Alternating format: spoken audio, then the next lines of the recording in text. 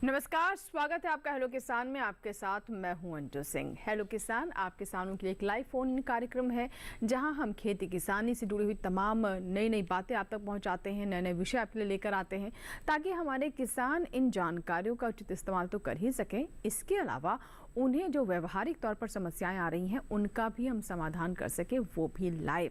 आप हमें ईमेल कर सकते हैं, कॉल कर सकते हैं, व्हाट्सएप से भी सवाल पहुंचा सकते हैं। तो अगला 1 घंटा आपके लिए लाइव कार्यक्रम होगा जिसमें हम आपके सवालों को सुनेंगे और अपने विशेषज्ञों से लेंगे आपकी सभी समस्याओं का जवाब। तो क्या है आज का विषय जिस पर आज हम चर्चा करेंगे और आपके सवाल लेंगे? आइए नजर डालते हैं आज के विषय पर। आज का हमारा विषय है भिंडी की खेती एवं समेकित कृषि प्रणाली। तो 2 विषय हैं जिनसे जुड़े हुए अगर आपके कोई भी सवाल है, कोई जानकारी आप प्राप्त करना चाहते हैं तो ये मंच अगले 1 घंटे के लिए आपके लिए है। आप हमें कॉल कर सकते हैं, हमारे टोल फ्री नंबर नोट कर ले 1800-113060। दूसरा नंबर भी नोट कर ले 1800-113061। टोल फ्री यानी इन पर आपका कोई शुल्क नहीं लगेगा। तो आप बिल्कुल जो भी सवाल हैं उनके साथ तैयार रहें और कुछ यहाँ पर जानकारी आपको ये भी दे दें कि आपके सवालों को हम तभी सही से समझ सकेंगे या फिर जान सकेंगे, उनका उचित जवाब दे सकेंगे जब आप नेटवर्क क्षेत्र में होंगे, आपका सवाल हम तक ठीक से पहुँच पाएगा। और कोशिश करें ज़्यादा बातों को कम शब्दों में कहने की ताकि ज़्यादा से ज़्यादा कॉलर्स के सवालों को हम ले सकें। जब भी आप कॉल करें अपने क्षेत्र के बारे में ज़रूर बताएं, किस राज्य से हैं, किस डिस्ट्रिक्ट से हैं, क्योंकि कई बार वहाँ के अनुसार ही वहाँ की भौगोलिक स्थिति को देखते हुए भी जवाब हमें देना पड़ता है। तो आशा करते हैं कि हमारे जो दर्शक, हमारे किसान जो है इन बातों का ज़रूर ध्यान रखेंगे। तो आप हमें ईमेल भी कर सकते हैं, ईमेल एड्रेस भी आप नोट कर लें। हमारा ईमेल पता hellokisan2015@gmail.com। आप हमें ईमेल करें, ईमेल के माध्यम से भी अपने सवाल पहुंचाएं। और इसके साथ ही अब हमने व्हाट्सएप भी इंट्रोड्यूस कर दिया है, तो व्हाट्सएप नंबर भी नोट कर लें 8800520717। ये हमारा व्हाट्सएप नंबर है 8800520717। व्हाट्सएप में भी आप चाहे तो वॉइस मैसेज भेजिए, कोई अगर समस्या है तो आप टेक्स्ट में भी भेज सकते हैं, वीडियो या फिर फ़ोटो ही भेज सकते हैं अगर किसी बीमारी के बारे में या किसी समस्या के बारे में आप हम तक जानकारी पहुंचाना चाहते हैं। तो ये हमने आपके लिए और सुगम कर दिया है और बेहतर कर दिया है ताकि हम अच्छे से आपके सवालों को समझ सकें और आप अपने सवाल हम तक बहुत ही आसान तरीके से पहुँचा सकें। हमारे साथ 2 मेहमान स्टूडियो में रहेंगे जो कि आज के विषय पर विस्तार से चर्चा करेंगे और आपकी कॉल्स लेंगे, उनसे आपकी मुलाकात करवा देते हैं। हमारे साथ डॉक्टर आर के यादव हैं। सर बहुत बहुत स्वागत है आपका कार्यक्रम। और आप प्रधान वैज्ञानिक हैं शाकीय विज्ञान संभाग IARI पूसा नई दिल्ली में। आप भिंडी की खेती पर बात करेंगे, भिंडी की कौन सी अच्छी किस्में हैं, भिंडी की तैयारी कैसे करें और किस तरीके से आप इसकी अच्छी फसल प्राप्त कर सकते हैं, या फिर भिंडी की कोई समस्या है तो उससे जुड़े हुए भी सवाल आप हम तक पहुँचा सकते हैं।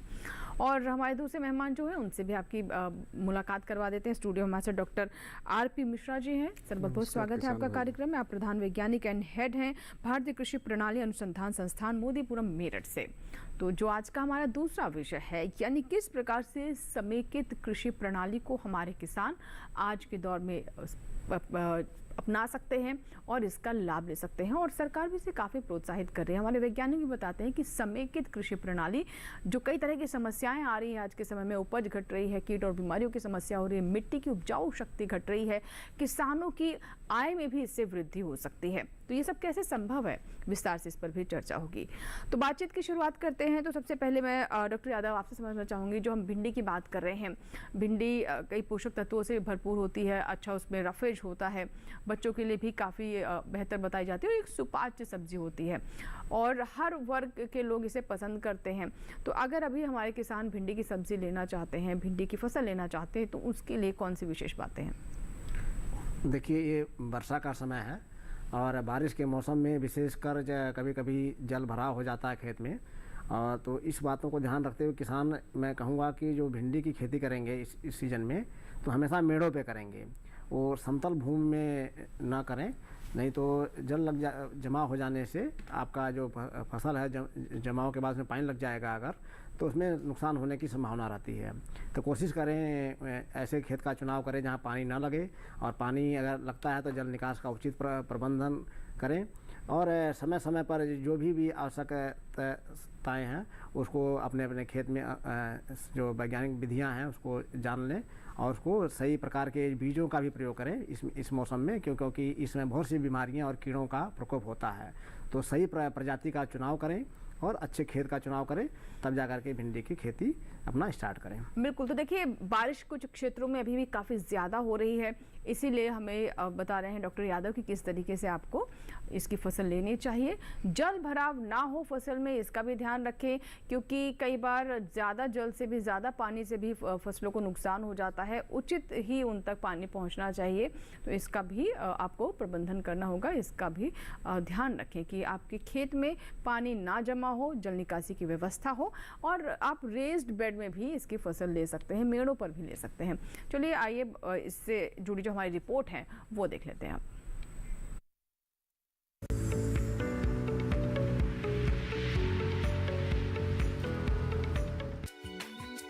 यह मौसम भिंडी की बुवाई के लिए अनुकूल है। दक्षिण भारत और देश के उन इलाकों में जहां सर्दी कम पड़ती है और पाला नहीं पड़ता, वहां भिंडी की खेती साल भर की जाती है। उत्तर भारत के मैदानी इलाकों में गर्मी की फसल जनवरी के अंतिम सप्ताह से मार्च तक और बरसात की फसल जून से जुलाई तक बोई जाती है। 1 हेक्टेयर में भिंडी की बुवाई के लिए 8 से 10 किलो बीज काफी रहते हैं। भिंडी की बुवाई करने से पहले खेतों को जोतकर तैयार कर लें। बुवाई करते समय कतार से कतार की दूरी 60 सेंटीमीटर और पौधे से पौधे की दूरी 30 सेंटीमीटर रखें। भिंडी की कई किस्मों की बुवाई कर सकते हैं, जैसे पूसा A5, पूसा A4, पूसा सावनी, परभड़ी क्रांति, काशी प्रगति, काशी विभूति, काशी सातधारी और काशी क्रांति आदि। भिंडी की संकर किस्मों में Kashi Bhairav, Sarika, Syngenta 152, Mahyco 8888, US 7109, S5 और JK हरित की बुआई की जा सकती है। किसान किस्मों का चयन अपने इलाकों को ध्यान में रखकर ही करें। उर्वरकों की बात करें तो 100 किलो नाइट्रोजन, 50 किलो फास्फोरस और 50 किलो पोटाश 1 हेक्टेयर की दर से देना चाहिए। अगर गोबर खाद की उपलब्धता है तो 150 क्विंटल प्रति हेक्टेयर की दर से इस्तेमाल करें। अगर बात सिंचाई की करें तो बुवाई के तुरंत बाद फसल में पहली सिंचाई करें और फिर दूसरी और तीसरी सिंचाई 3 से 4 दिन के अंतराल पर करें। फसल की अच्छी बढ़वार के लिए खेतों पर समय समय पर निराई गुड़ाई करते रहें।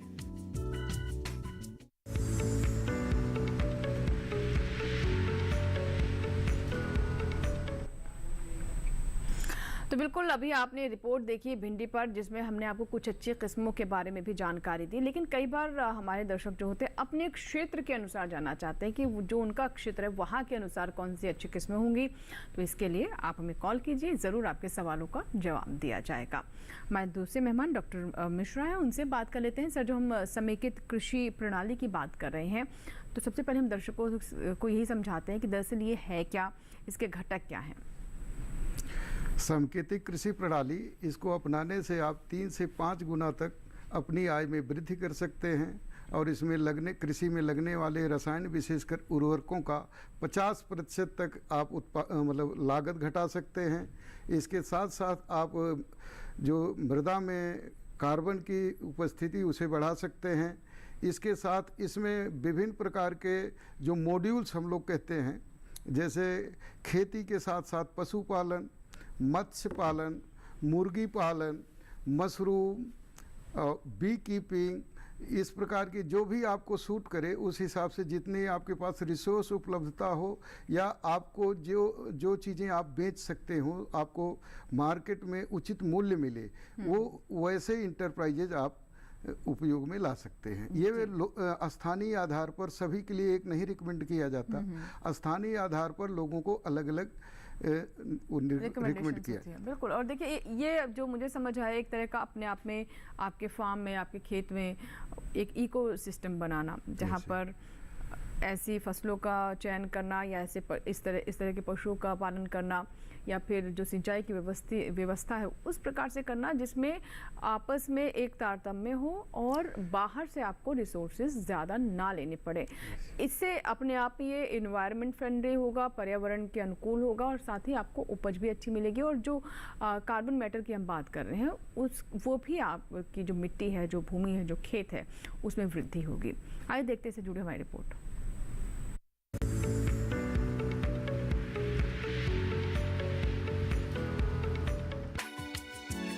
समेकित कृषि प्रणाली में खेती के साथ साथ बागवानी, पशुपालन, मुर्गी पालन और मछली पालन को बढ़ावा दिया जाता है। आसान शब्दों में कहें तो समेकित कृषि में खेती के सभी घटकों को शामिल किया जाता है, जिससे किसानों को साल भर आमदनी होती रहे। इस तकनीक में किसान अपनी मुख्य फसल के साथ साथ मुर्गी पालन, मछली पालन, मधुमक्खी पालन, रेशम, सब्जी फल और मशरूम की खेती को एक साथ एक ही जमीन पर कर सकते हैं। इसमें एक घटक दूसरे घटक के उपयोग में लाया जाता है, जिससे किसान अपनी एक फसल पर निर्भरता कम कर या उसके घाटे की संभावना को भी कम कर सकते हैं। कृषि में फसलों की पैदावार काफी हद तक मौसम पर निर्भर होती है। मौसम अगर फसलों के अनुकूल हो तो फसल की अच्छी पैदावार होती है, लेकिन अगर मौसम का मिजाज बदल जाए तो कई बार फसलों के नुकसान होने की आशंका हो जाती है। ऐसे में किसानों को फसल नहीं बल्कि तरीके बदलने की जरूरत है, जिसमें खेती के साथ कुछ और घटकों को शामिल किया जाए, जिससे घाटा होने पर भी दूसरे उत्पादों द्वारा उसकी भरपाई की जा सके। और साथ ही फसल चक्र के उपयोग से जमीन की उर्वरता में भी सुधार होता है। इसके अलावा बरसात के पानी को इकट्ठा करके उस जल का उपयोग पशुओं और फसलों में किया जा सकता है। इस जल संरचना में मछली पालन और बत्तख पालन भी किया जा सकता है। कुल मिलाकर समेकित कृषि प्रणाली को अपनाकर किसान उपलब्ध संसाधनों का अधिकतम उपयोग कर सकते हैं।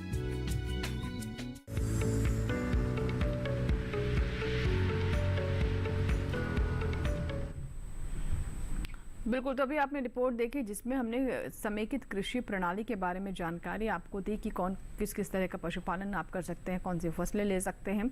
और जैसा कि हमारे एक्सपर्ट भी बता रहे हैं कि अपने आप में एक पूरा इन्वायरमेंट आप अपने यहाँ बनाते हैं, जो कि बहुत अच्छा रहता है हर प्रकार से, आपके पशुओं के लिए, आपके अपने स्वास्थ्य के लिए और आपके खेत की मिट्टी के लिए भी।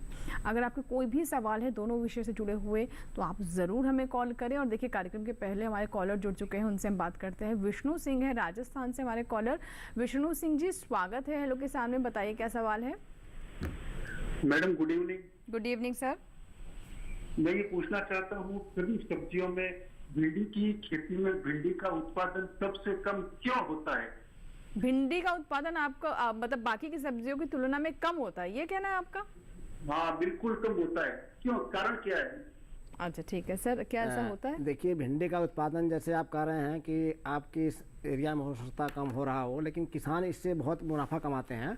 आप देखेंगे भिंडी की जो इस समय है 100 से ऊपर आपको आराम से बिक रही है।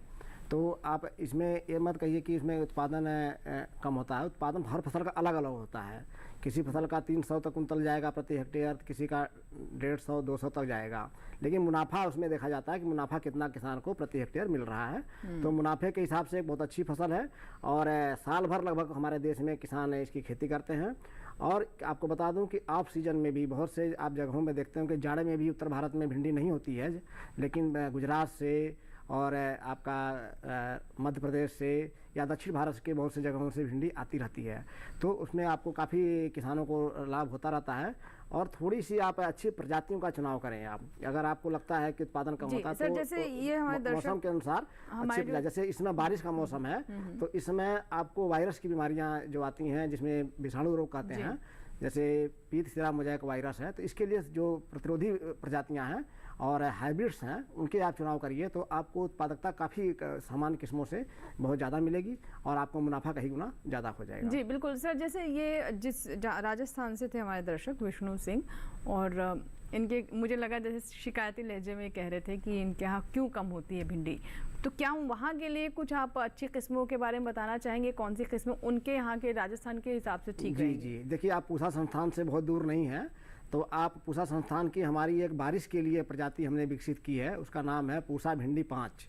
वो काफ़ी हरे रंग की है। उसका आप जब बाजार में उसकी बिक्री करेंगे आप तो आपको अन्य प्रजातियों से समांतर से ज़्यादा दाम मिलता है। तो इस तरह की प्रजातियों का भी चुनाव करना है। ये जो मैंने कहा कि विषाणु पीत सिरा मोज़ेक जो विषाणु रोग आता है उसके प्रतिरोधी भी है, तो इस मौसम के लिए बहुत अनुकूल प्रजाति है। इसी तरीके से पूसा ओकरा हाइब्रिड 1 करके हमने विकसित किया है।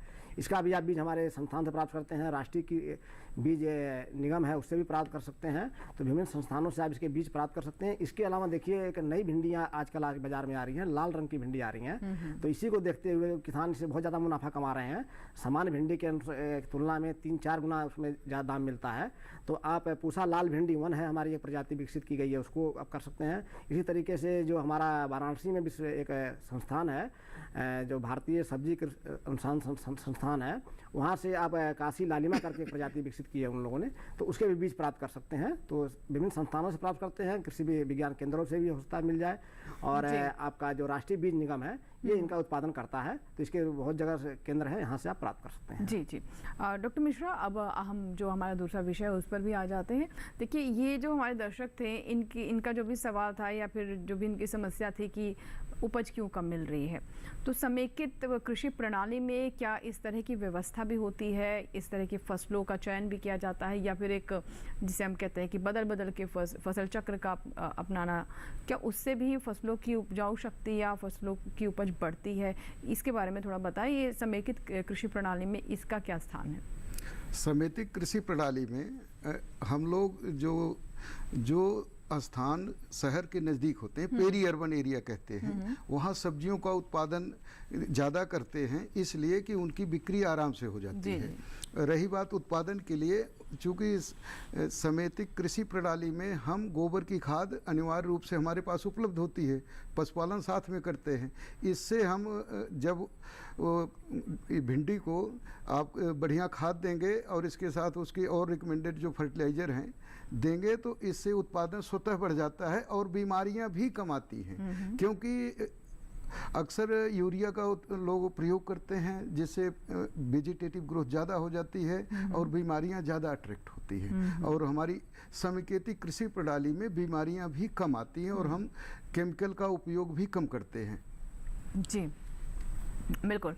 तो देखिए, समेकित कृषि प्रणाली के बारे में हमने आपको कुछ बातें बताई, और इस प्रणाली के अंदर कैसे कीट प्रबंधन किया जाता है, यानी समेकित कीट प्रबंधन किस तरीके से करें, समेकित पोषण प्रबंधन कैसे करें, इन पर भी हम बात करेंगे। और साथ ही जो हमारा आज का पहला विषय है, यानी भिंडी की फसल इस सीज़न में किस तरीके से ली जाए, अच्छी किस्में कौन सी हो, कैसे खेत की तैयारी करें, भिंडी में कौन कौन सी बीमारियां आ सकती हैं, इस पर भी हम चर्चा करेंगे। छोटे से ब्रेक के बाद कहीं मत जाइएगा। आपके कॉल्स, आपके ईमेल्स और आपके व्हाट्सएप सवालों का हमें इंतज़ार है।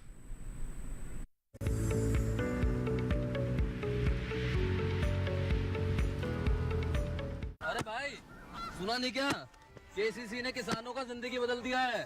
देश के छोटे किसान 1,60,000 रुपए तक का कर्ज बिना किसी गारंटी को ले पाएंगे। ब्याज खोरों से भी पीछा छुटा। मैं तो जैविक खेती का पूरा सामान मंगा लिया। केसीसी का भी कोई दबाव नहीं है। ब्याज चुकाने के लिए पूरा 1 साल मिलता है। समय पर भुगतान करने पर केवल 4% के सालाना ब्याज पे लोन मिल गया मुझे। अपना आधार कार्ड, लेटेस्ट फोटो और जमीन के कागजात लेके अप्लाई करो बस। और नामांकन भरने के लिए जेब भी ढीली नहीं करनी पड़ी।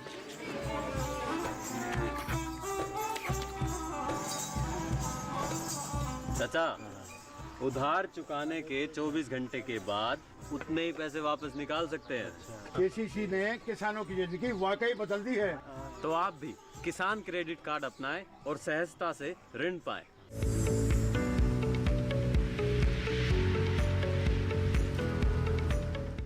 करना पड़ता है। बिल्कुल बिल्कुल बिल्कुल।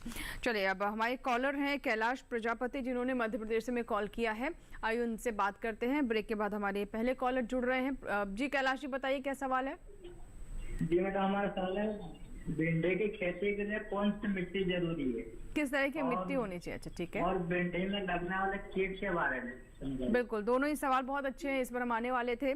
डॉक्टर यादव, पहले तो ये कि मिट्टी किस तरह की होनी चाहिए, या फिर हम इसमें साथ में खेत की तैयारी को भी जोड़ लेते हैं। हाँ, देखिए जो बारिश का मौसम है, वैसे सारी सब्जियों की खेती हम कहते हैं बलुई दोमट मिट्टी में आप किया करिए, जिसमें पानी ज़्यादा ना लगे। जैसे धान के खेत में जो होता है वहाँ पर मिट्टी पानी लग जाता है ज़्यादा, तो वैसे के खेतों में नहीं, कोशिश करते हैं कि नहीं लगाएं।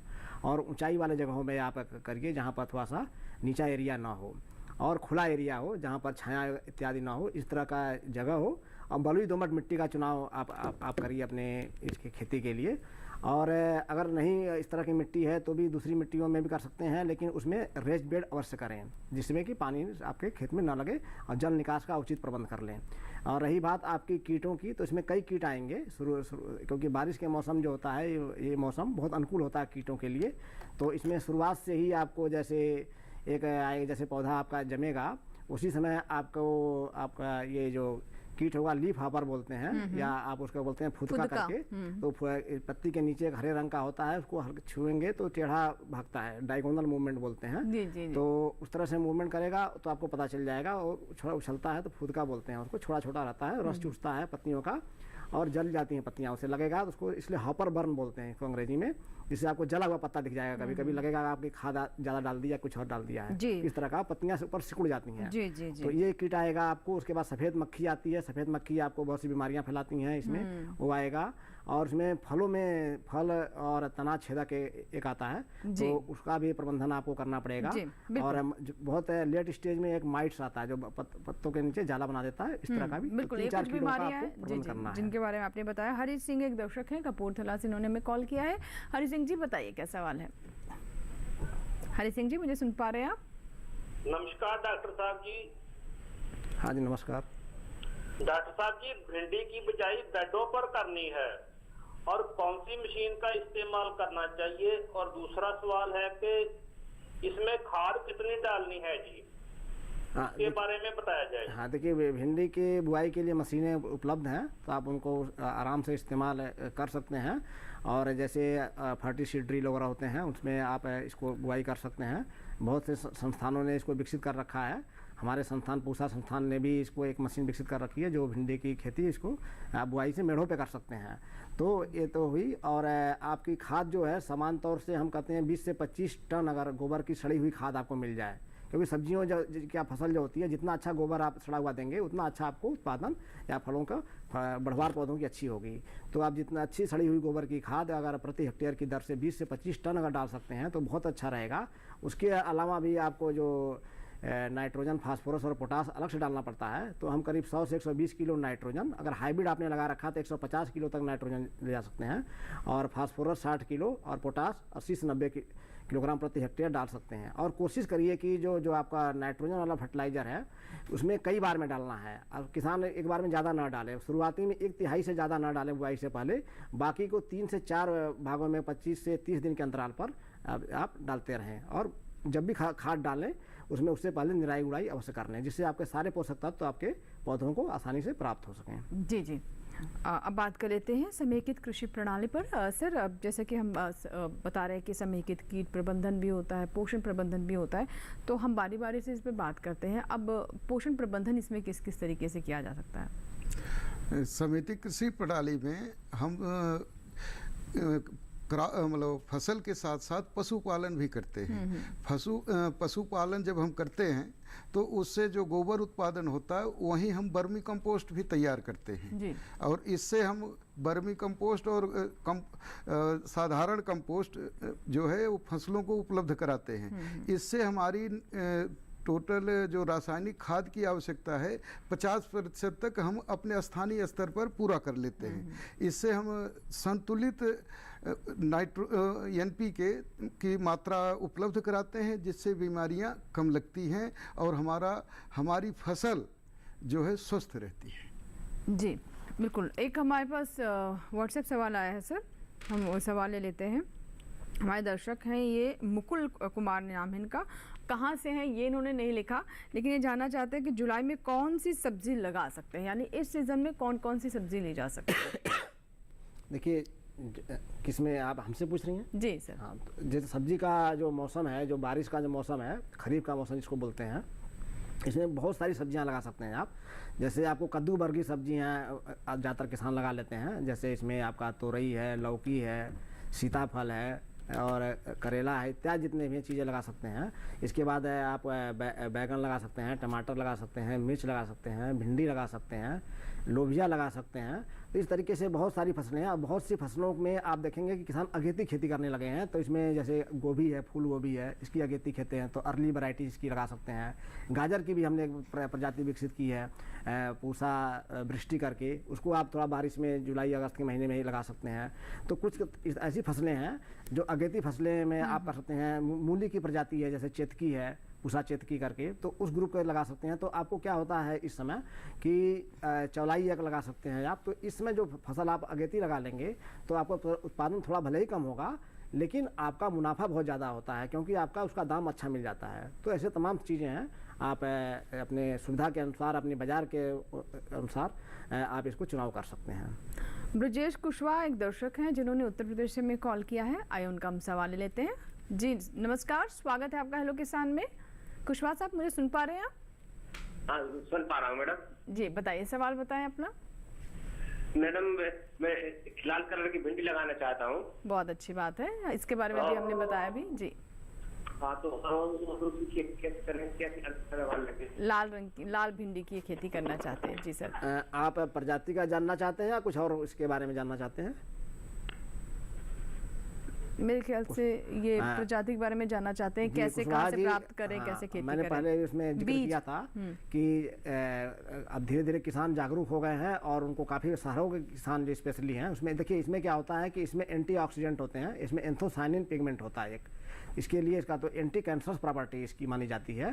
तो इसीलिए इसकी मांग ज़्यादा रहती है इन सब्जियों का। तो आप न्यूट्रिशन के हिसाब से, पोषक तत्व के हिसाब से आप भिंडी को या कोई भी सब्जी को आप बेच सकते हैं।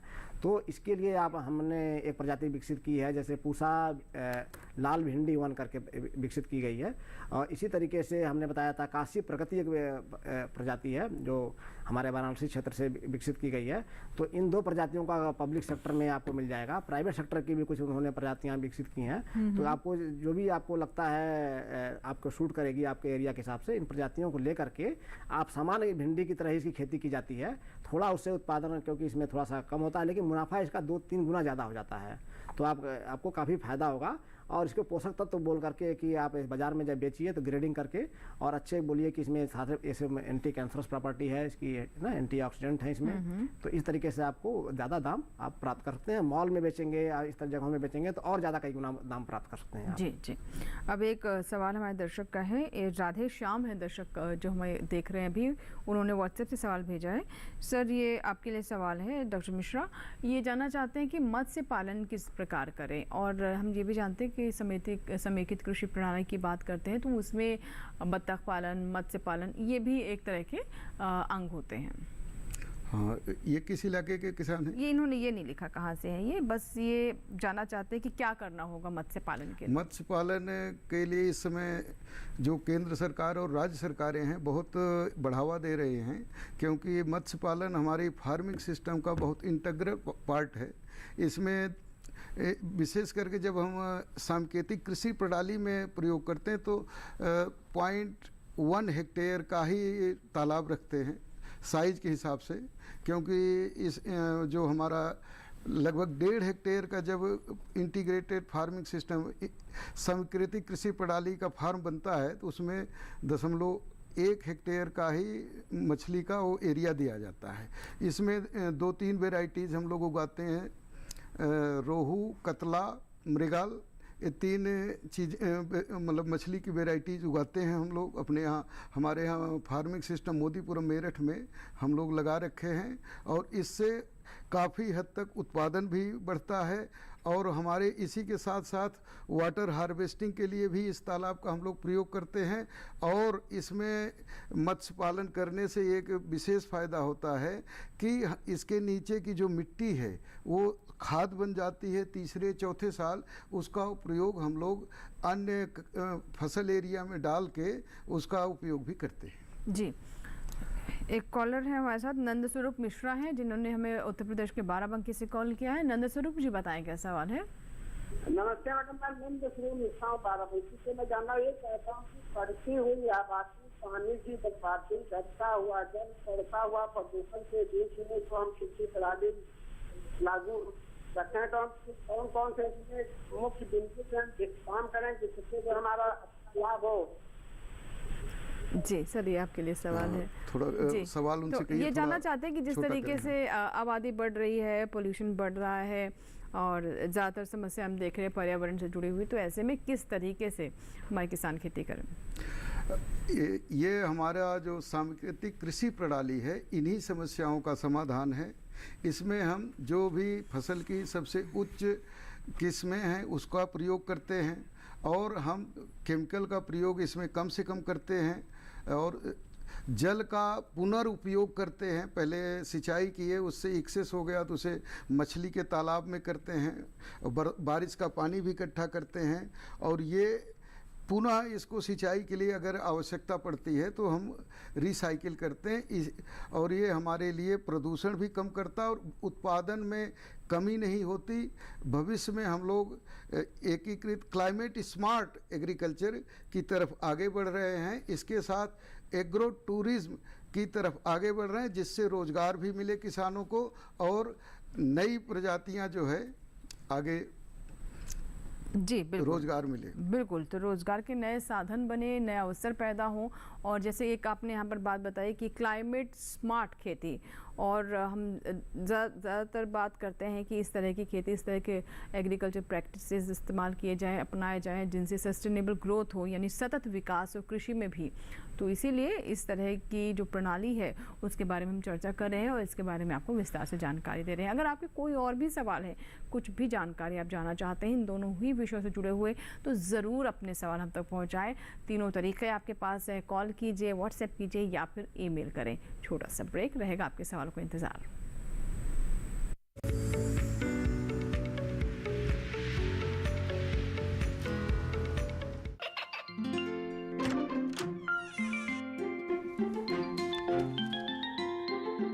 ये क्या हो रहा है? काशवी, इतने कम मार्क्स? काशू बेटा पढ़ा करो, पढ़ोगी नहीं तो आगे कैसे बढ़ोगी? मम्मा मैं भी तो आपसे यही कहना चाहती हूँ, पढ़ा करो। आप पढ़ोगे नहीं तो आगे कैसे बढ़ोगे? मतलब? वो देखो, सिर्फ बैक पर छपा ऑर्गेनिक नहीं, ऑर्गेनिक का निशान पहचानिए। पीजीएस ऑर्गेनिक का ये लोगो उन किसानों की पहचान है जो आज भी परंपरागत विधि से रसायन मुक्त खेती कर आपके लिए शुद्ध फसल उपजा रहे हैं। अब समझे मम्मा, अगर मैं प्योर ऑर्गेनिक फूड नहीं खाऊंगी तो अच्छे मार्क्स कहाँ से लाऊंगी? अच्छा बच्चों, जैविक खेती की इस मुहिम को आगे बढ़ाइए, शुद्ध ऑर्गेनिक अपनाइए।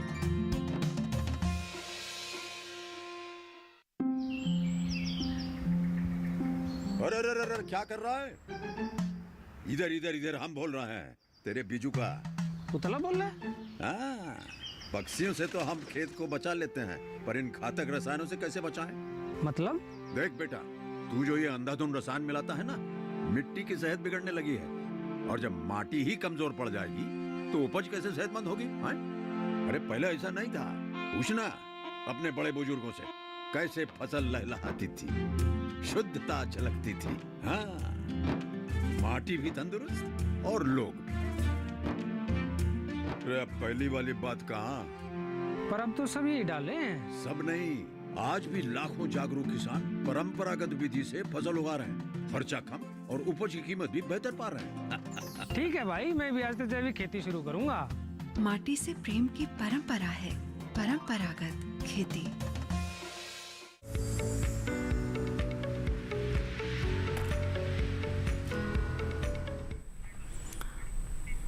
ब्रेक के बाद एक बार फिर आपका स्वागत है। आप हेलो किसान देख रहे हैं और एक दर्शक हैं जिन्होंने हमें राजस्थान के अलवर से हमें कॉल किया है। आइए उनका हम सवाल ले लेते हैं। दुलीचंद जी हैं, दुलीचंद मीणा जी फोन लाइन पर। जी सर बताएं क्या सवाल है आपका? मैडम जी भिंडी बोई थी मैंने, इसको 1.5 महीने का भी भिंडी नहीं आई इसमें। भिंडी फसल नहीं आई अभी तक? ठीक है डॉक्टर यादव, क्या वजह हो सकती है? देखिए, जब भी आप भिंडी का फसल लेने जाएं तो प्रमाणित बीज और किसी विश्वसनीय स्रोत से ही आप लें। तो बीज की क्या होगा, जमाव अच्छा होना चाहिए। भिंडी में कम से कम आप जब जाएंगे पैकेट के ऊपर 65% उसमें कम से कम जमाव के लिखा रहता है, उससे कम जमाव वाली भिंडी मत लीजिए और नया बीज लेने की कोशिश कीजिए। और किसी भी प्रमाणित या जिसे मैंने कहा कि विश्वसनीय स्रोत जैसे गवर्नमेंट के हैं या किसी रिलायबल सोर्स से ही आप लें और थोड़ी सी भिंडी को आप थोड़ा सा जमाव करके देख लें कहीं बुआई करने से पहले। आप उसको सिंपली इतना करना है कि आपको थोड़ा सा करीब 1 मुट्ठी भिंडी का बीज निकाल के उसको कपड़े के थैले में बांध दीजिए और उसको 8 से 10 घंटे भिगा करके फिर उसको तो ऐसे निकाल करके 10-12 घंटे के लिए रखेंगे तो उसमें फुटाव आ जाएगा। तो इससे भी आपको आइडिया लग जाएगा कि इसमें आपका भिंडी सही गुणवत्ता की है कि नहीं है, नई है प्रजाति की पुरानी है। तो क्योंकि इसमें पुरानी प्रजातियों का बीज होने से कभी कभी जमाव नहीं होता है। और दूसरी चीज़ रही कि आपको सही कंडीशन में आपने लगाया कि नहीं लगाया। आपने 1.5 महीने पहले लगाया है तो उसमें हो सकता है कि गर्मी का समय ज़्यादा रहा हो आपके क्षेत्र में और खेत में नमी कम रही हो। तो जब भिंडी का बुआई करना हो तभी भी मैं कहता हूँ कि बीज को आप भिगा लें 8 से 10 घंटा, उसके बाद उसको निकाल करके 10-12 घंटे के लिए रख दें उसमें कहीं और कपड़े से बांध दें थैले से या बोरे में, किसी जो जूट का बोरा होता है उसमें नमी बनी रहे, उसमें फुटाव आ जाता है तो उसमें आपको जमाव अच्छा होता है। और खेत में भी नमी अच्छी होनी चाहिए देखिए जमाव के समय, और उसमें सही से ढक दें तो 5 से 7 दिन में भिंडी अपने आप ऊपर जम के दिख जाती है। तो कहीं ना कहीं कुछ कमी रही होगी। अब इन चीज़ों का आप ध्यान रखेंगे तो आगे से आपको इस तरह का नुकसान नहीं होगा। ठीक है सर, एक कॉलर है विपिन है जिन्होंने सागर से हमें कॉल किया है। विपिन जी स्वागत है आपका हेलो किसान में, बताएं क्या प्रश्न है।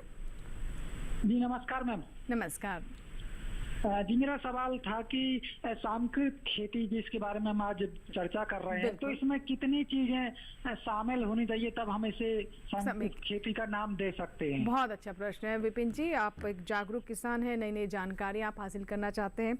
तो डॉक्टर मिश्रा, समेकित कृषि प्रणाली की हम बात कर रहे हैं तो इसमें क्या क्या होता है? पशुपालन है, इसके अलावा हमने मछली पालन की भी बात की। मछली पालन, इसमें आप किसान अपने परिवार की आवश्यकता पहले नंबर पर ध्यान रखें। उनको किन किन चीज़ों की आवश्यकता पड़ती है। अमूमन दूध और अनाज ये दोनों तो बेसिक आवश्यकताएं हैं, ये दोनों तो सम्मिलित रहती हैं। इसके साथ अगर हम मशरूम की खेती कर लें और संभव है तो फिश के लिए अगर जल उपलब्धता है, और आप स्थानीय स्तर पर आप जितने इंटरप्राइजेज ज़्यादा लगाएंगे आपको नुकसान होने की संभावना उतनी कम होगी। इससे हम लोग पूरे भारतवर्ष में 75 समेकित कृषि प्रणालियाँ विकसित किए हैं जो हमारे विभिन्न केंद्र ICR के या राज्य सरकार के कृषि विश्वविद्यालय उनके साथ मिलकर किए हैं। और आप लोग इससे 3 से 5 गुना तक अपनी आय बढ़ा सकते हैं और कृषि लागत 50% तक घटा सकते हैं। जी, एक सवाल भी आया है समेकित कृषि प्रणाली से जुड़ा हुआ ही, ये जानना चाहते हैं कि पशुपालन करके उनका उपयोग किस तरीके से करें और क्या किसी तरह का चक्र इसमें होता है जिससे उन्हें लाभ हो सकता है? पशुपालन की मुख्य आवश्यकता जो समेकित कृषि प्रणाली है इसमें चारा उत्पादन के लिए होती है। चारा उत्पादन के लिए इस समय मल्टी कट जो है ज्वार उपलब्ध है, इसका उपयोग करें। इसके साथ ओट का भी बुआई करें सीजन के अनुसार। लगातार एक और नई तकनीक है, एक नई तकनीक इस समय और मोरिंगा का उपयोग अगर आप लोग करते हैं तो इससे आप जो पशुओं को राशन देते हैं उसमें कमी ला सकते हैं। मोरिंगा की पत्ती हम लोग इस पर शोध कर रहे हैं, अभी कार्यक्रम इस पर जारी है। मोरिंगा की पत्ती अगर आप खिलाते हैं तो राशन की कमी होगी जिससे आपकी लागत घटेगी। जी, एक कॉलर है शिवाजी हैं जिन्होंने महाराष्ट्र से हमें कॉल लगाया है। शिवाजी स्वागत है आपका, बताएं क्या सवाल है। जी शिवाजी, मुझे सुन पा रहे हैं आप? हेलो जी, सुन पा रहे हैं आप हमें? शिवाजी, क्या आप तक मेरी आवाज़ पहुंच पा रही है? चलिए, शायद हमारी आवाज़ नहीं जा पा रही है, लेकिन अगर आप हमें भी टेलीविज़न से सुन रहे हैं तो आप हमें दोबारा कॉल करें, व्हाट्सएप भी कर सकते हैं, ईमेल भी कर सकते हैं, जैसा आपके लिए सुविधाजनक हो, लेकिन सवाल आपका हम तक पहुंचना चाहिए, मकसद ये है। एक व्हाट्सएप आया सर, हम देख लेते हैं। ये सर आपके लिए सवाल है, ये डॉक्टर यादव मीना है, ये हरियाणा के कैथल से हैं और इनका कहना है कि ये किचन गार्डन लगाती हैं जिसमें वो लाल भिंडी की सब्जी लेना चाहते हैं, क्या करें? देखिए आपका किचन गार्डन है तो उसमें भी आप भिंडी की खेती कर सकते हैं। आप जितना आपका सुविधा अनुसार आपके परिवार की, क्योंकि किचन गार्डन आप परिवार की आवश्यकता के लिए करते हैं, तो विभिन्न फसलों को आप लगाते हैं, विभिन्न सब्जियों को लगाते हैं, उसमें से आपको भिंडी की आवश्यकता जितनी है। अब इसे पोषण वाटिका भी कहा जाने लगा है। हाँ, जिसको पोषण वाटिका इसलिए कहते हैं कि आपको परिवार के जितने न्यूट्रिएंट आपको चाहिए, पोषण तत्व चाहिए, वो सारे आपको मिल जाते हैं। आप पत्तेदार सब्जियां भी लगा सकते हैं, जड़ वाली उसमें लगा सकते हैं, अरवी लगा सकते हैं, मूली लगा सकते हैं, और बहुत सी फल वाली सब्जियां लगा सकते हैं। किनारों पे आप चढ़ा करके जैसे बेलदार फसलों को लगा सकते हैं। उसी में आप कुछ जैसे मोरिंगा साहब ने बताया, मोरिंगा को भी किनारों पे लगा सकते हैं। उससे फल और पत्ती दोनों इस्तेमाल किए जाते हैं और बहुत स्वास्थ्य के लिए लाभदायक होता है। तो किचन गार्डन में भिंडी आप लाल की बात कर रहे हैं तो आप लाल भिंडी बड़े आसानी से लगाइए और उसमें क्या करिए कि मेड़ों पे लगाइए और जितनी आवश्यकता है उसको समय पे। भिंडी में क्या कि आपको तुड़ाई बहुत करना है, हर दूसरे तीसरे दिन आपको तुड़ाई करते रहना है, जिससे कि ज़्यादा बड़ी ना हो पाए। समान तौर से आपको बता दूं, फूल आने के 5 से 7 दिन के वाली भिंडी को हम तुड़ाई के लिए उपयुक्त मानते हैं। तो समय से तुड़ाई करते रहेंगे तो ज़्यादा से ज़्यादा भिंडियाँ आती रहेंगी। अब फल कोई छूट जाता है तो उसको काट के हटा दें, अगर खाने योग्य नहीं रहता है तो भी, क्योंकि नहीं तो पोषक तत्व तो ले जाता है और आगे फलों में नहीं आने कम आते हैं उससे। तो आप इस चीज़ों का ध्यान रखेंगे, आपके परिवार के लिए आराम से आपको भिंडी उत्पादन, लाल भिंडी कर सकते हैं। जी जी बिल्कुल। एक सवाल और ले लेते हैं। ये दर्शक हैं हमारे देवी सिंह है, जो कहते हैं कि इन्होंने भिंडी लगाई है लेकिन जो बीज है उसमें कीड़ा लग रहा है, तो कौन सी दवा का इस्तेमाल करें? भिंडी का तो फसल लगाई होगी, उसमें तो कीड़ा बीज में मतलब पत्ते में कीड़ा लग रहा होगा। तो हमने बताया था कि जैसे कि समान तौर पर शुरू में जो आपका जो जैसिड है या लीफ हॉपर, जिसको आप फुदका वाले कीट कहते हैं, तो वो वाला ज़्यादा आता है, पत्तियों का रस चूसता है और पत्तियां सिकुड़ करके मुड़ जाती हैं ऊपर की तरफ, ऐसा दिखाई देने लगता है। तो इस तरीका दिखता है तो आप कुछ दवाओं का इस्तेमाल कर सकते हैं, जिसमें आपका इमिडाक्लोपीड है। इसका आप करीब 3 से 5 मिलीलीटर मात्रा 10 लीटर पानी में घोल बना के छिड़काव कर सकते हैं। तो इससे, और इससे कंट्रोल नहीं होता तो दोबारा दूसरी दवा कोई एसिटामाइप्रिड होती है, उसकी भी 3 से 5 ग्राम मात्रा 10 लीटर पानी में घोल बना के छिड़काव कर दीजिए। तो इससे काफ़ी मात्रा में कीट मतलब ख़त्म हो जाते हैं। और समय समय पर आप क्या करिए कि जो तरीके हैं, जैसे हम बोलते हैं फेरोमोन ट्रैप लगाइए, आप वो लगाइए। आप चिपचिपा गत्ता एक आता है येलो पीला रंग का, तो उसको पीला चिपचिपा करते हैं। आप प्लास्टिक की शीट पे ग्रीस लगा करके भी रख सकते हैं उस पर, उससे भी कीड़े चिपक जाते हैं। तो इन चीज़ों को भी करना है। और अपने जो खेत हैं या उसके चारों तरफ मक्का, ज्वार, बाजरा की 3-4 अगर लाइन लगा देंगे तो उससे भी कीट बहुत कम हो जाते हैं, बहुत नहीं आ पाते हैं। तो इन चीज़ों का भी हमें करना है।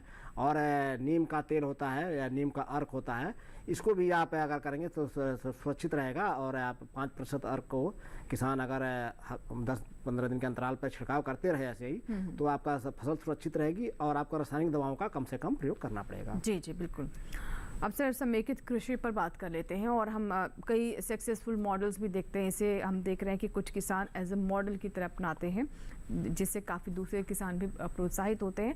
तो सरकार क्या इसको प्रोत्साहित करने के लिए या फिर हमारे किसान समेकित जो कृषि प्रणाली है इसे अपनाए, किसी तरह की मदद कर रही है? कोई ट्रेनिंग प्रोग्राम या फिर अनुदान, इसके बारे में? कई राज्य सरकारें जैसे केरला है, उड़ीसा है और जम्मू है, ये सरकारें हमारे शोध को, इस मॉडल को अपने यहाँ इस पर अनुदान भी दे रही हैं। नाबार्ड से इस पर अनुदान उपलब्ध है मॉडल के IFS मॉडल पर। इसके साथ साथ हम लोग ट्रेनिंग भी देते हैं और पूरे भारत में स्थानीय स्तर पर जाकर डिफरेंट जोन में, अलग अलग जोन में जाकर ट्रेनिंग देते हैं। भविष्य में हमारी योजना है कि सभी कृषि विज्ञान केंद्र पर एक साकेतिक कृषि प्रणाली हो, जहां प्रशिक्षण के लिए उपलब्ध हो, क्योंकि यह विशेषकर एकदम स्थानीय स्तर पर अलग अलग सांकेतिक कृषि प्रणाली रहती है, इसलिए उसे स्थानीय स्तर को ही अपना सकते हैं, आप दूसरी जगह का नहीं अपना सकते। इसलिए हर किसान कृषि विज्ञान केंद्र पर हम लोग एक सांकेतिक कृषि प्रणाली मॉडल अवश्य स्थापित करने का प्रयास कर रहे हैं। जी, विनीत है एक दर्शक उत्तर प्रदेश से, इन्होंने हमें कॉल किया है, सवाल लेते हैं। विनीत जी, स्वागत है हेलो किसान में, बताएं क्या प्रश्न है? जी मैडम, ये जो समेकित कृषि प्रणाली है, इसमें इसमें सही तरीके की सब्जी करनी होती है। जैसे इसमें एक चीज और आ गई, मुर्गी पालन। तो इसके लिए कितनी दूरी पे होना चाहिए? मतलब पूरे उस आप अपने खेत की बात कर रहे हैं कि कितनी दूरी पर मुर्गी पालन किया जाए, ये जानना चाहते हैं? जी जी, और ये बस्ती से कितनी दूर होना चाहिए? क्योंकि हमारे खेत के पास में एक मंदिर है करीब 200 मीटर की दूरी पे, तो हम कर सकते हैं? गवर्नमेंट की गाइडलाइन क्या है इसमें? ठीक है, मतलब रिहायशी इलाके से कितनी दूरी पर हो या फिर किस तरह की वहाँ की स्थिति हो, सर क्या बताना चाहेंगे? हाँ, इस जो मुर्गी पालन है जो हम अपने मॉडल में अपनाते हैं, इसे बंद कमरे में रखते हैं, ये बाहर नहीं निकलती। उसे बैकयार्ड मुर्गी पालन कहते हैं। वो हम लोग सांकेतिक कृषि प्रणाली में नहीं अपनाते, इनको बंद करते हैं, वहीं चारा देते हैं और इनका जो विष्ठा है उसका उपयोग फिश को भी खिलाने में करते हैं सीमित मात्रा में, जिससे कि उनको अच्छा न्यूट्रिएंट मिले।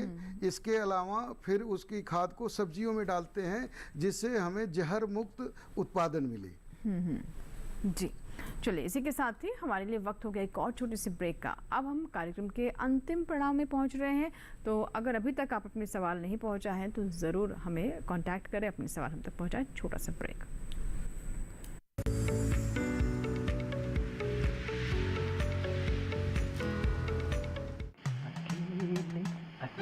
अरे वाह भैया, अकेले अकेले? अरे तू भी ले, पर खाएगा कैसे? मैं ऑर्गेनिक खेती की बात कर रहा रे बेटे। अकेले अकेले खेती कब तक करेगा? मतलब गांव में 20-25 किसानों का समूह बना के पंजीकरण करवा ले, फिर सरकारी ट्रेनिंग भी मिलेगी और मुफ्त जैविक बीज खाद भी। फिर पीजीएस ऑर्गेनिक की सरकारी मोहर के साथ तेरी उपज आकर्षक पैक में पहुंचेगी बड़े बाजार तक। अच्छा? हाँ। अरे भाई कहाँ चल दिया? सबको साथ लाने, आमदनी बढ़ाने। तो किसान भाई समझ गए ना? साथ मिलकर ऑर्गेनिक खेती कीजिए, अपनी परंपरा को आगे बढ़ाइए, ज्यादा मुनाफा कमाइए। माटी से प्रेम की परंपरा है परंपरागत खेती।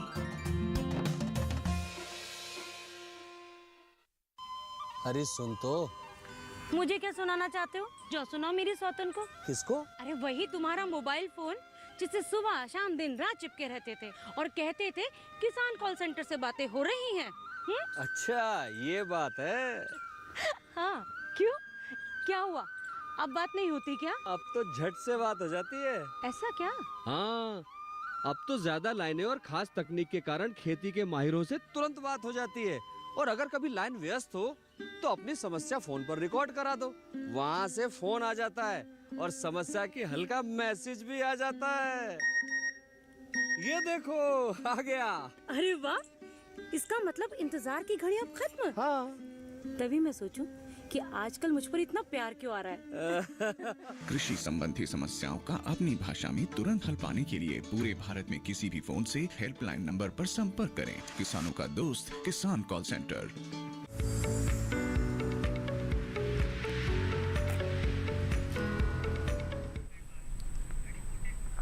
ब्रेक के बाद एक बार फिर आपका स्वागत है। आप देख रहे हैं हेलो किसान। आज हम बात कर रहे हैं भिंडी फसल की और साथ ही कैसे हमारे किसान समेकित कृषि प्रणाली को अपना सकते हैं। तो चलिए, हमारे साथ बहुत सारे दर्शक हैं जो कि लगातार कॉल के माध्यम से हमें कांटेक्ट कर रहे हैं, व्हाट्सएप भी भेज रहे हैं, ईमेल भी भेज रहे हैं। तो ऐसे एक ईमेल हम ले लेते हैं। ये रश्मि है जिन्होंने हमें ये व्हाट्सएप किया है। एमपी की रहने वाली है और इनका कहना है कि उन्होंने घर में करेला लगाया लेकिन वो बढ़ नहीं रहा है, क्या वजह हो सकती है डॉक्टर यादव? देखिए, इन्होंने करेला लगाया है, बढ़वार नहीं हो रही है। तो उसमें पहले बात तो यह है कि जो रासायनिक तत्व हैं जिसकी आवश्यकता है उसको ना तो सही मात्रा में मिल रहा है कि नहीं मिल रहा है। गोबर की खाद, जैसे हमने बताया कि आपने घर में लगाया हुआ है तो हमें समझते हैं किचन गार्डन या इत्यादि में लगाया हुआ है, तो हमेशा इन चीज़ों को जब सब्जियों को लगाएं तो उसकी सड़ी हुई गोबर की खाद, क्योंकि थाले में लगाई जाती है गड्ढा बना करके, तो उसमें अच्छी से सड़ी हुई गोबर की खाद मिला दी जाती है और उसको मिक्स कर दिया जाता है मिट्टी के साथ उस थाले में। और उसके बाद आवश्यकता पड़ने पर जो और भी रासायनिक तत्व हैं, नाइट्रोजन, फास्फोरस, पोटास, उनको भी मिलाया जाता है समय समय पर। तो आपकी बढ़वार अच्छी होगी। ज़मीन में कभी कभी क्या होता है कि कुछ कीड़े और बीमारियां हो जाती हैं, उनका भी ध्यान रखना है। जैसे नीमेटोड वगैरह आ जाता है कभी, तो जड़ों में लग जाता है सब्जियों में।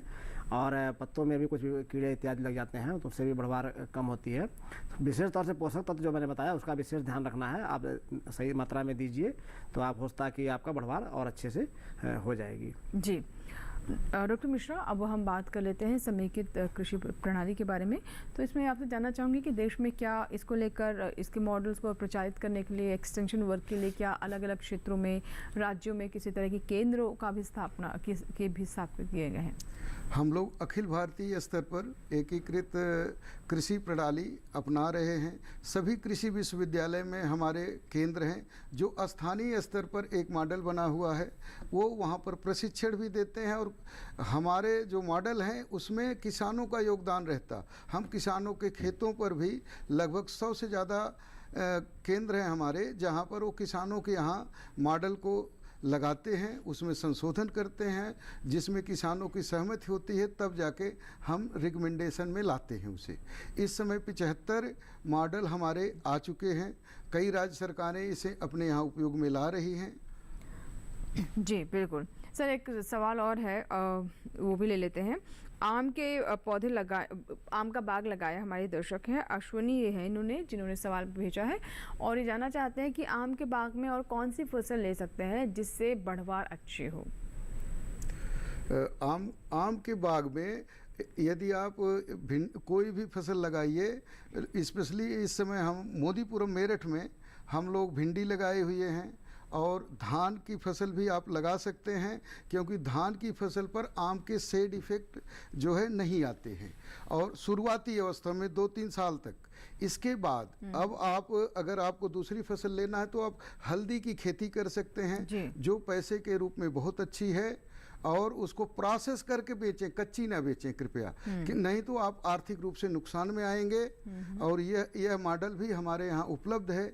इसके अलावा हम लोग एक मल्टी लेयर मॉडल पर भी काम कर रहे हैं, जिसमें पपीता के नीचे कद्दू वर्गीय फसलें, इसके नीचे लीफ की फसलें जो हरी पत्तियां हैं इसे उगा रहे हैं, और इससे लगभग 4 लाख पर हेक्टेयर का मुनाफा हर साल होता है। जबकि हम पश्चिमी उत्तर प्रदेश में 2 लाख के करीब गन्ने से अधिकतम उत्पादन ले पाते हैं। इस तरह से हम 2 गुना उत्पादन बहुत आसानी से अपनी सांकेतिक कृषि प्रणाली अपनाकर प्राप्त कर सकते हैं। जी बिल्कुल सर, अब भिंडी के बारे में कुछ और जानकारी आप देना चाहेंगे, क्योंकि कार्यक्रम बिल्कुल समाप्त करने का समय हो रहा है, तो कुछ और जानकारियाँ दर्शकों को। हाँ देखिए, भिंडी का मैंने बताया था कि भिंडी की जब खेती किसान करेगा तो उसमें कतारों में बुआई करेगा, और जो बीज का है जमाव हल्का सा कर लेगा तब जाके करेगा। कि कतारों में बुआई करने से क्या होता है, मेड़ों में बुआई करने से कई फायदे होते हैं। उसमें आपको खरपतवार नियंत्रण में आसानी होती है और निराई गुड़ाई करने में आसानी होती है, तुड़ाई में आसानी होती है। मशीनीकरण का उपयोग कर सकते हैं, मशीनों के द्वारा रिज मेकर आजकल अवेलेबल है, उसी से आप उसकी जो घास है इत्यादि को निकाल सकते हैं। और एक चीज़ और कहूँगा कि हमेशा बारिश का मौसम है तो इसमें खरपतवार ज़्यादा आते हैं, तो पेंडिमेथेलिन जो दवा होती है तो बुआई के तुरंत बाद जब ढक लेते हैं बीज को, तुरंत ही उसमें पेंडिमेथेलिन की स्प्रे करीब 3 से 3.5 लीटर दवा को 5 से 600 लीटर पानी में घोल बनाकर पूरे खेत में मिट्टी में छिड़काव करते हैं। इससे क्या होता है कि शुरुआती दौर में जो आपको जो प्री इमरजेंस बीड है वो नहीं आते हैं। नहीं तो क्या होता है, घास जो पहले जम जाएगी और आपकी फसल बाद में जमती है तो उसको ढक लेती है और सारे पोषक तत्वों को भी ले जाती है, तो बहुत नुकसान होता है किसानों का। तो आप इन चीज़ों का ध्यान रखेंगे और बीज शोधन करेंगे, जो आपने इसमें किसी ने पूछा भी नहीं, लेकिन बीज शोधन आप रासायनिक तरीके से भी कर सकते हैं और आपको ट्राइकोडर्मा इत्यादि से भी कर सकते हैं। तो बीज शोधन भी एक बहुत इंपॉर्टेंट चीज़ है इसमें, तो उससे तमाम जो बीमारियां हैं उनसे आप बिल्कुल बीजोपचार करना, बीज शोधन करना बहुत महत्वपूर्ण है। डॉक्टर मिश्रा, आपसे भी अब जानना चाहूँगी बहुत कम शब्दों में, अगर आप हमारे दर्शकों को कुछ और जानकारियाँ देना चाहते हैं अंत में। इस समय सांकेतिक कृषि प्रणाली में हमें क्लाइमेट स्मार्ट सांकेतिक कृषि प्रणाली अपनाना पड़ेगा, जिससे हम पोल्यूशन मुक्त हों, और इसमें रोजगार भी ज़्यादा है। इसके साथ साथ अगर और हम आधुनिक तरीके से करें तो मैकेनाइजेशन करना पड़ेगा। इसके साथ एग्रो इको टूरिज्म का नया ज़माना आ रहा। हर शहरवासी सोचता है हम गांव में जाके रहें, उनके हाथ से तोड़कर सब्जी ले आएं और वहाँ बना के खिलाएं। अगर ये मॉडल हम लोग अपनाएंगे तो हमारी आर्थिक स्थिति भी सुधरेगी और पर्यावरण का भी सुधार होगा। बिल्कुल, तो बहुत सारे लाभ हैं इसके। सबसे बड़ा लाभ तो यही है कि ये पर्यावरण के अनुकूल है, पर्यावरण को इससे काफ़ी लाभ होता है। आपको जो फसलें मिलती हैं वो रसायन मुक्त होती हैं, आप मानव स्वास्थ्य के लिए भी काफ़ी लाभकारी हैं और इसके साथ ही बहुत सारे नए एवेन्यूज़ भी खुल रहे हैं जिसके बारे में भी डॉक्टर मिश्रा ने बताया। बहुत बहुत शुक्रिया दोनों मेहमानों का स्टूडियो में आने के लिए, और आपने आज के विषय पर इतने विस्तार से चर्चा की, इतने सारे सवालों के जवाब दिए। बहुत बहुत धन्यवाद। बिल्कुल, हम उम्मीद करते हैं कि दर्शकों को ज़रूर इन जानकारियों से लाभ होगा। इसी के साथ ही आज के हेलो किसान में फिलहाल इतना ही, लेकिन कल का हमारा विषय क्या है, आइए डालते इस पर नजर। कल का हमारा विषय है बरसात में पशु रोग व बचाव, और साथ ही बात करेंगे हम मुर्गी पालन की। अगर आपके कोई सवाल हैं तो आप हमें ईमेल भी कर सकते हैं। हमारा ईमेल आईडी आप नोट कर लें, hellokisan2015@gmail.com। आप चाहे तो सोशल मीडिया के माध्यम से भी अपने सवाल हम तक पहुंचाए हैं। हम इंस्टाग्राम, ट्विटर, फेसबुक सब जगह आपके लिए उपलब्ध है, तो आप फेसबुक, इंस्टाग्राम और ट्विटर पर भी अपने सवाल लिख सकते हैं। और इसके साथ एक और बहुत ही आसान तरीका है, यानी हमारा कॉल सेंटर नंबर, हेलो किसान का कॉल सेंटर नंबर नोट कर लें, 1800-113060। सोमवार से शनिवार सुबह 6 बजे से रात 10 बजे के बीच आप कॉल करें, अपने सवाल रिकॉर्ड करवाएं। अंत में जानकारी दे दें कि आप हेलो किसान हमारे YouTube चैनल पर भी देख सकते हैं। अगर आज के कार्यक्रम को भी आप दोबारा देखना चाहते हैं, पूरा नहीं देख पाए, बीच से देखना चाहते हैं, या फिर कोई जानकारी आप फिर से सुनना चाहते हैं, देखना चाहते हैं, तो भी आप हमारे YouTube पर जा सकते हैं और हेलो किसान देख सकते हैं। इसके लिए इस QR कोड को स्कैन करें, सीधे आपको डायरेक्ट कर देगा ये हमारे YouTube चैनल पर, जहाँ पर आप हेलो किसान कार्यक्रम नए और पुराने एपिसोड सभी देख पाएंगे। उम्मीद करते हैं आज के विषय पर जो विस्तार से चर्चा हुई है, जो सवालों के जवाब हमारे दर्शकों ने हासिल किए हैं कार्यक्रम के माध्यम से हमारे एक्सपर्ट से, ज़रूर उससे उन्हें लाभ होगा और जो समस्याएं थी वो ज़रूर दूर होंगी। फिलहाल यहाँ लेंगे आपसे विदा। आप बने रहें दूरदर्शन किसान के साथ। नमस्कार।